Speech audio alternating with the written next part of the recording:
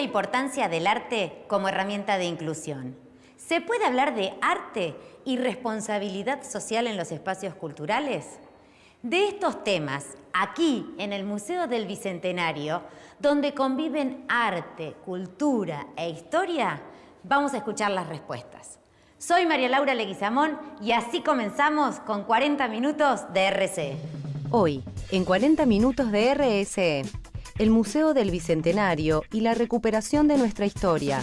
Para que la gente vaya conformando y solidificando cada vez más su personalidad, la identidad que nosotros tenemos como país, que por suerte tenemos una identidad muy fuerte, que lo que tenemos que hacer es reivindicarla y ponerla de manifiesto muy fuertemente y con mucho orgullo. Desde el ámbito privado, Eduardo Constantini y la experiencia del Museo de Arte Latinoamericano de Buenos Aires. Me parece que las generaciones más jóvenes tienen mayor conciencia, ¿no?, de la empresa, que tiene que ponerle el acento a la responsabilidad social, que le tiene que poner el acento a la sustentabilidad.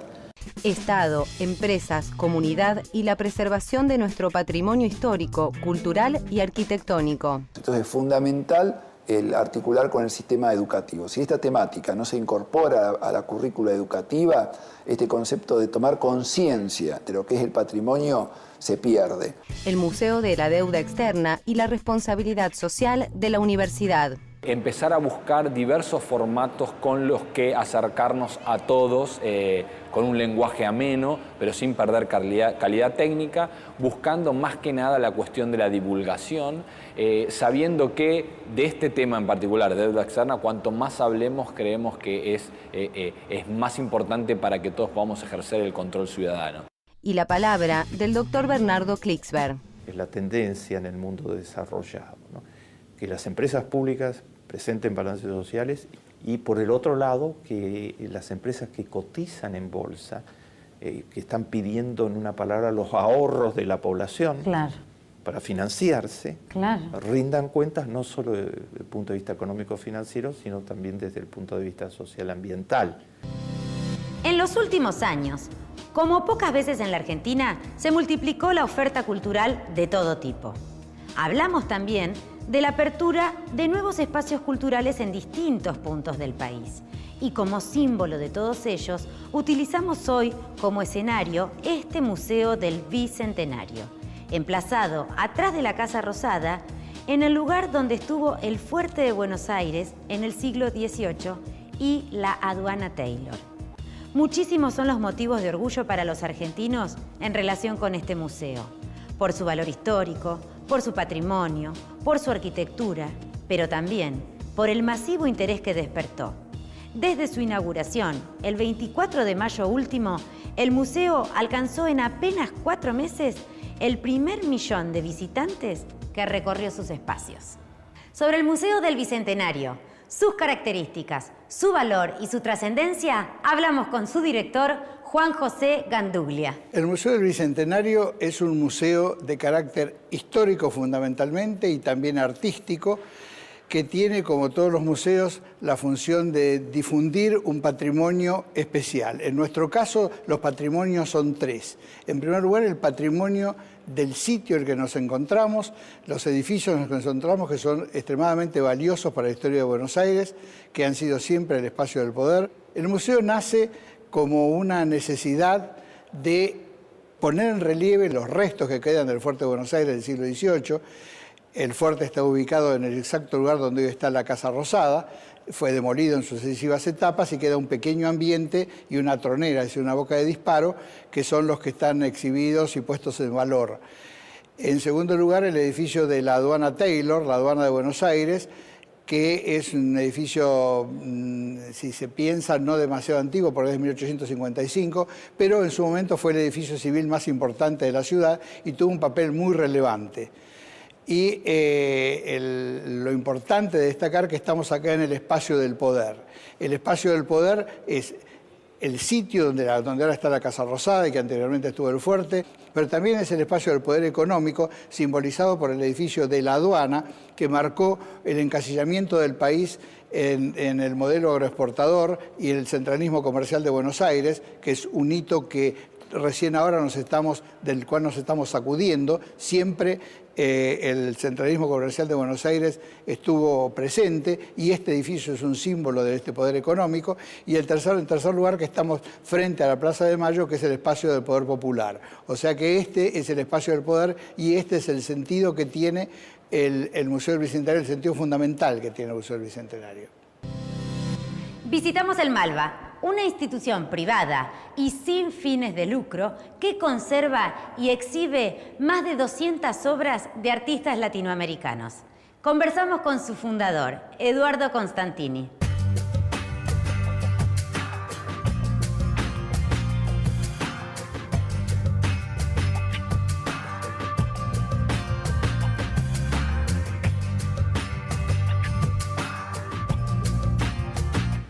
Gracias, Eduardo, por recibirnos en esta magnífica obra que es el Malva.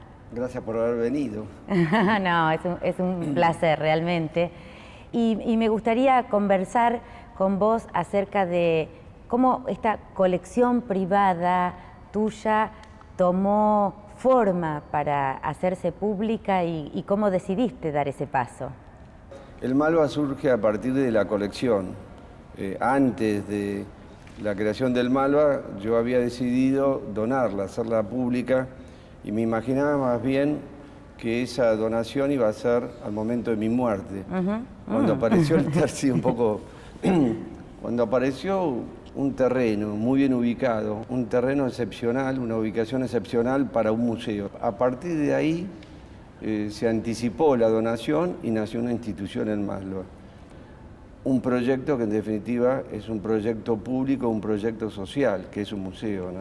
Bueno, me gustaría que profundices ese concepto, tu idea de darle a esta colección un objetivo público y social. Eran tantas obras que sobraban en mi casa, entonces estaban depositadas en distintos lugares del mundo, o sea que ni siquiera las veía. A poner un grupo de obras en un espacio público, realmente ahí entras a la dimensión social que en definitiva dignifica el cuerpo de obra. Primero que ya están las obras a una escala de museo donde empiezan a dialogar entre sí y además están en presencia de la visita pública, ¿no es cierto? Entonces eso te cambia absolutamente la dimensión de lo que es una obra, digamos, a la relación entre el propio coleccionista y su obra, que se abren una serie de múltiples direcciones, porque a partir de la colección permanente, ya pensando en el contenido de un museo, surgió la idea del auditorio, de un programa de cine, de un programa de literatura, un programa de educación, la tienda, programa de diseño, y todo eso comenzó a hacer sinergia entre sí mismo. Aparte, el Malva no solamente exhibe la colección permanente, sino que tiene todo un programa de exhibiciones temporarias, que hemos hecho hasta 2 exhibiciones por año. También un programa de edición de catálogos. Entonces, todo eso realmente adquiere una potencialidad, ¿no? Y, como dije, una dimensión que es totalmente diferente, ¿no? La preservación de un patrimonio cultural y arquitectónico puede ser parte de las acciones de RCE de una compañía, acompañando las políticas públicas. Sobre el rol de las empresas y el Estado, hablamos con Marcelo Cufré. ¿Cómo se protege el patrimonio? Yo diría una definición que es muy general, que el patrimonio es una construcción social. Cuando hablamos de una construcción social es como la memoria, no participa uno solo, sino que participamos todos, cada uno de nosotros con nuestro aporte. La participación del Estado, como estamos obligados por ley, y en muchos casos son inmuebles públicos, o sea, fiscales de propiedad del Estado nacional o provincial, bueno, es ocuparse de que esos proyectos, esas obras se restauren o se reciclen o se reparen. Después, lo importante es cómo participamos, como digo, con la comunidad. Porque el Estado, bueno, restauró el edificio, por ejemplo, restauramos un edificio de un museo. Bueno, pero después al museo hay que darle vida, hay que usarlo, hay que poner colecciones, hay que lograr que la educación vaya a usar el museo para conocer el tema. Bueno, esto de interactuar, de vuelta a la construcción social. Entonces es fundamental el articular con el sistema educativo. Si esta temática no se incorpora a la currícula educativa, este concepto de tomar conciencia de lo que es el patrimonio se pierde. Y la agresión, digamos, al patrimonio o el desmanejo del patrimonio en muchos casos se da por desconocimiento.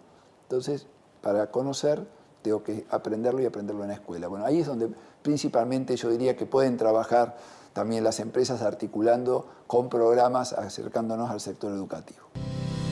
En el edificio de la Facultad de Ciencias Económicas de la UBA se encuentra el Museo de la Deuda Externa.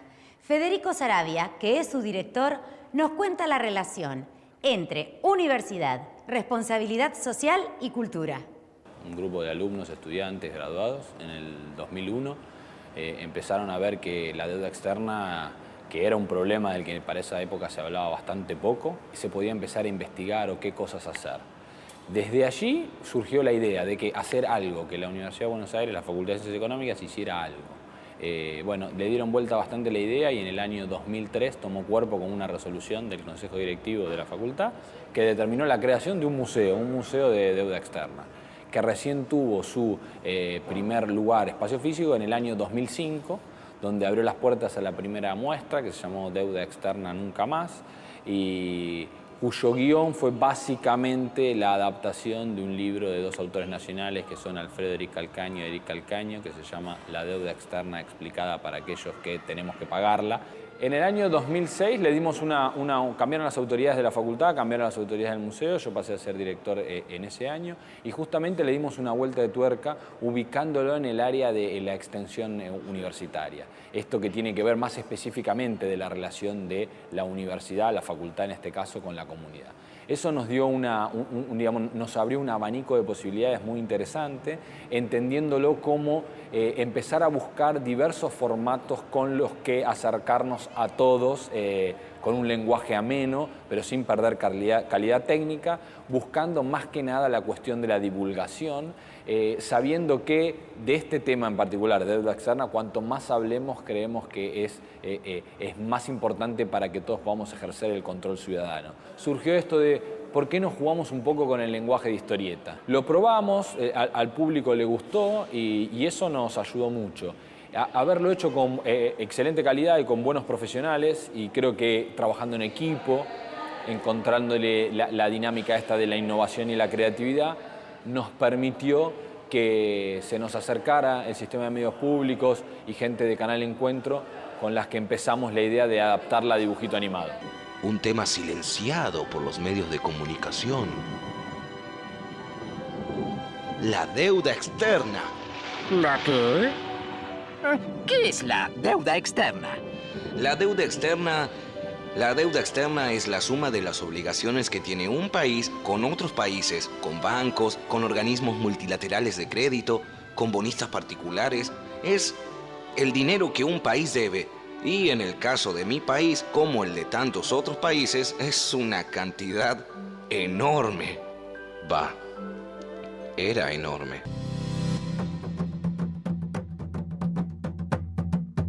Seguimos hablando con el director del Museo del Bicentenario, Juan José Ganduglia. Acá hay dos tipos de muestras.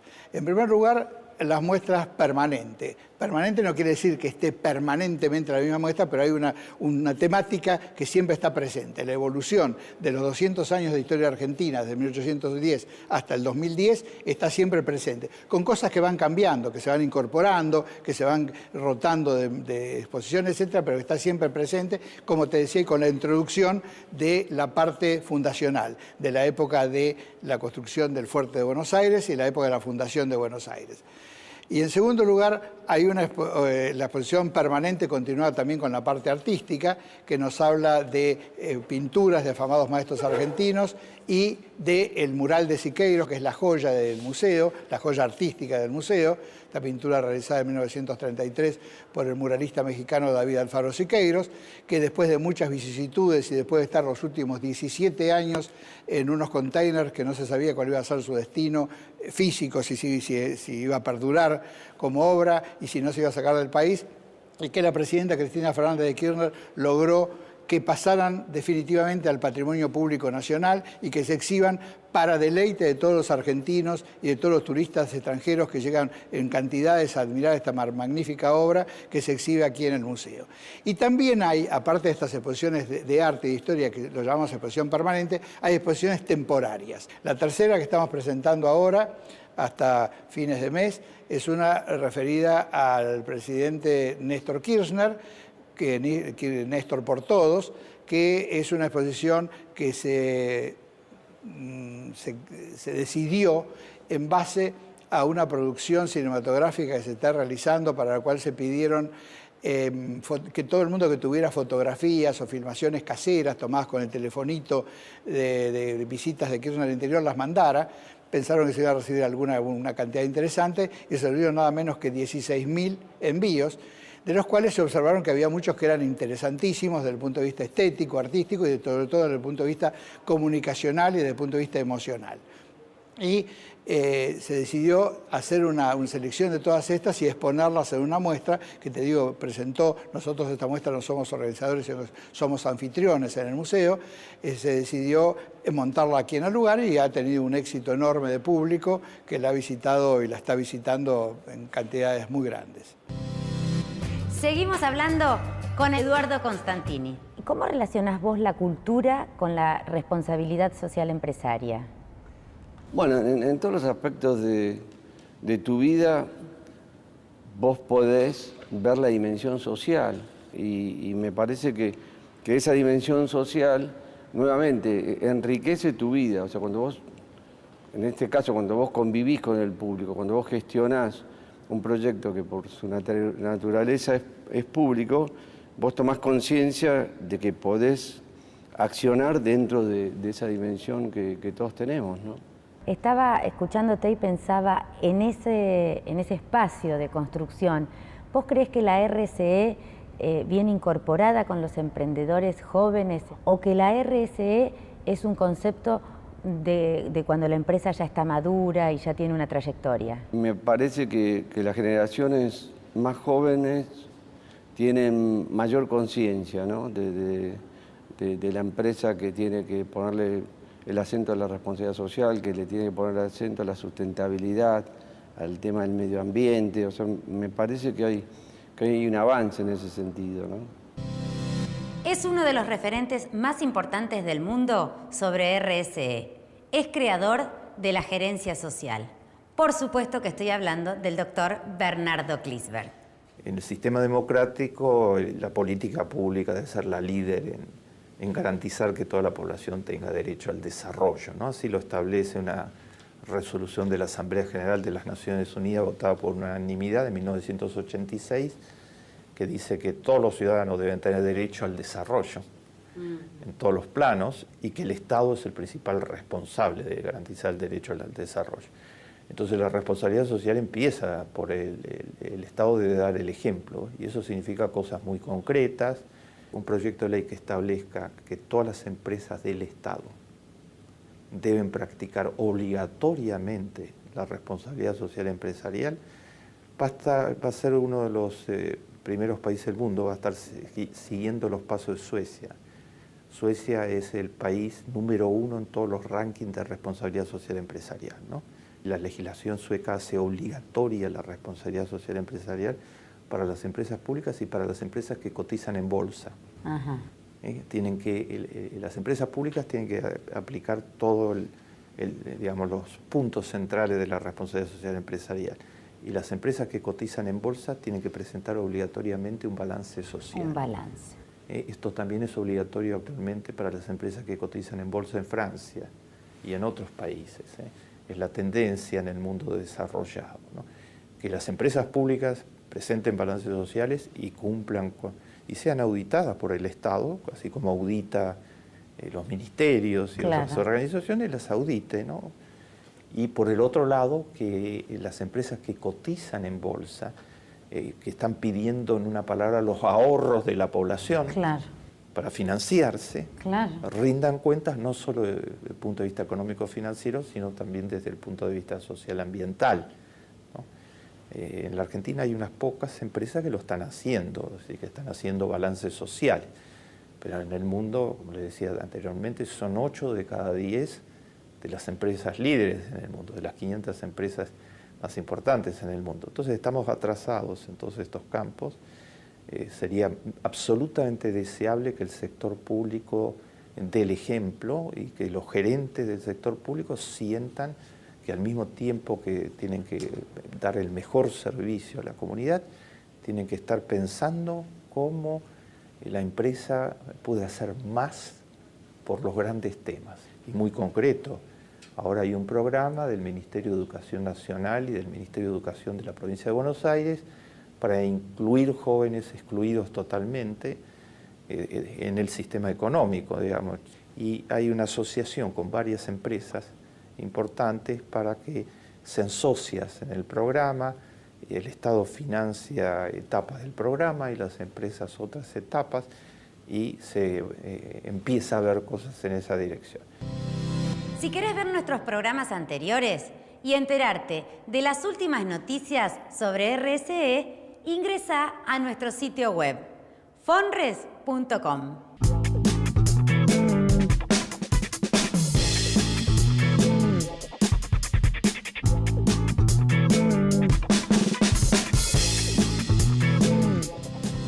¿Y cómo sigue el proyecto del Malva? ¿Tienen idea de ampliar en forma subterránea?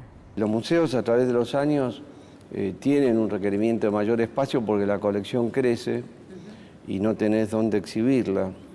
Aparte, Malva ha crecido en estos 10 años. Los chicos, por ejemplo, no tienen un espacio donde trabajar.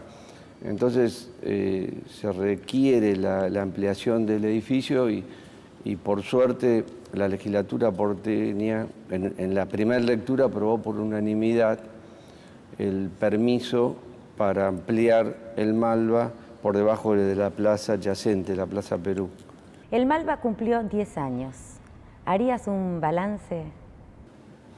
Bueno, el Malva, yo creo que uno puede hacer una lectura de un balance positivo en cuanto al contenido del Malva, digamos, los programas que tiene. Yo creo que es parte de la ciudad y aparte yo creo que está muy bien posicionado internacionalmente, reconocido, su colección permanente. A mi juicio, es la exhibición de arte latinoamericana más importante del mundo siendo exhibida. O sea, es una colección muy importante, imposible de replicar. Lo que le está faltando al Malva, que es una asignatura pendiente para los próximos 10 años, es precisamente la inserción de familias y o empresas en el directorio del Malva.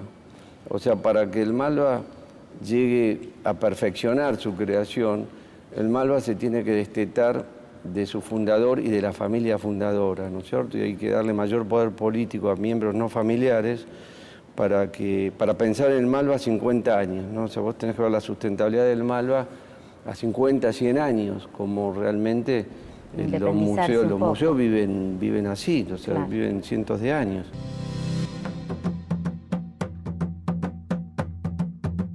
No solamente que los museos pueden tener una función social fuerte, sino que deben tenerla.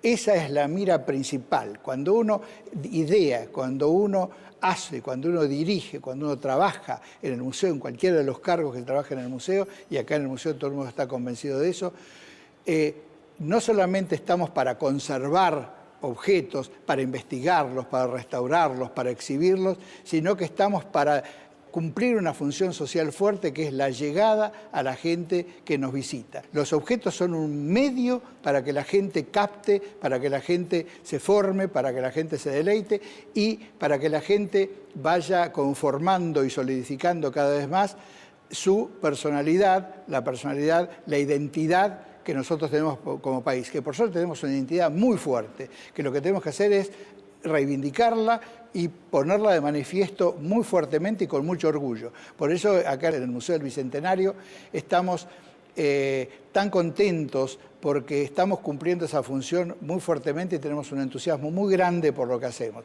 Aquí estamos recibiendo cantidades de públicos muy grandes, están viendo 40.000 personas por mes, 40.000 personas, argentinos, extranjeros, chicos y grandes, gentes del interior o gentes de la ciudad, y a todos les estamos permanentemente aparte de mirando que les ofrecemos, cotejando qué van captando, que la gente se vaya habiendo entendido lo que vio, satisfecha y contenta de haber estado en este lugar y orgullosa de ser argentinos y de tener este patrimonio cultural exhibido de la forma que está exhibido en este edificio. Toda la gente que viene acá se va orgullosa de que este museo tenga la calidad que tiene, la calidad como edificio, la calidad como obra arquitectónica y la calidad de expositiva que tiene.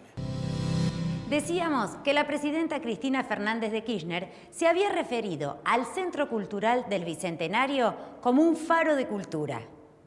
Y no es lo único que los argentinos vimos levantarse en los últimos años.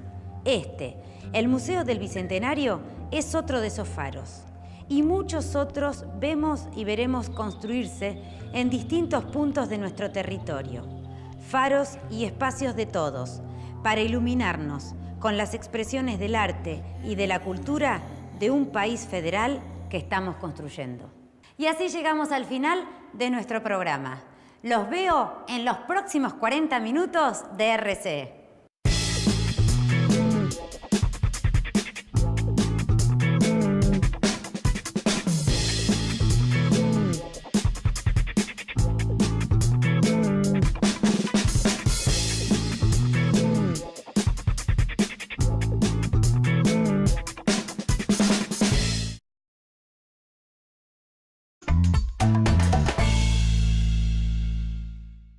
La importancia del arte como herramienta de inclusión.